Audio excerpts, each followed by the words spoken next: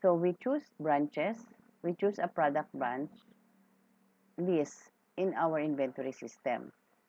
So let's try the Matina branch. Here in Matina branch, let's try the assorted bar soap. Let's here to be able for you to add an item inventory stack here. You will see it's 0. Everything is 0.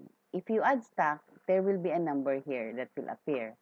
So let's put an inventory stack, or let's deliver, the easiest way to say it is you add or you deliver a stock inventory in a specific name.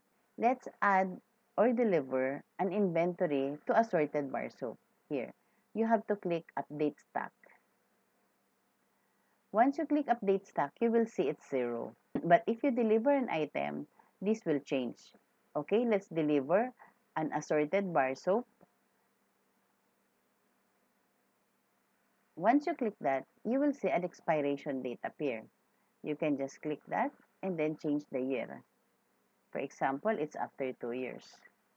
And then purchase from, for example, Madre de Cacao, and for example, the pieces is 60.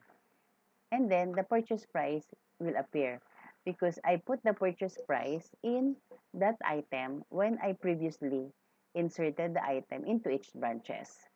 So when you create a new item, you will do that also.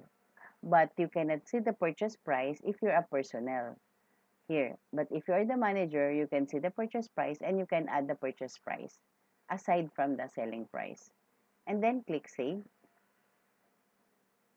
Once you click save, you will see this. And this, you see, it's the same. 60 quantity delivered, 60 will appear here. That's your starting or beginning inventory every time. This is the beginning inventory. Date delivered, November 26, delivery date, and delivery, the description is delivery, and then the expiration is this one. And then, for example, you go back, and then you check in Matina branch if that inventory that you added is stock appears. You see? Now, assorted bar soap, a while ago, it's 0, but now it's 60. It has a 60 stock because you deliver 60 pieces of assorted bar soap. So, if you want naman, if you have a client who buys the assorted bar soap, this is where you can see that also. You have to click the update stack. But I will teach that to you in the other video, so you will not get confused. Okay? Let's again add another stack to other items, the assorted cologne. Click again, you see it's 0, and then click again update stack.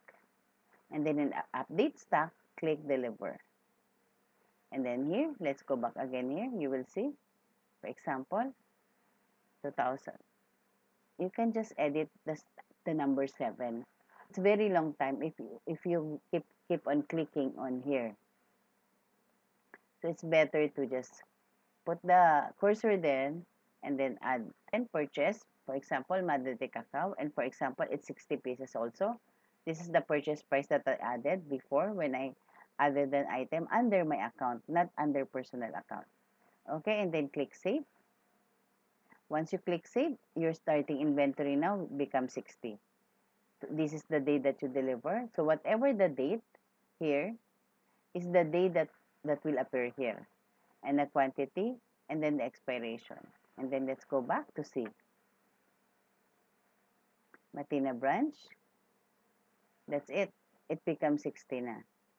So, every time you you added something, it will add up here. But every time you deduct, it will be deducted. But I will teach that to you.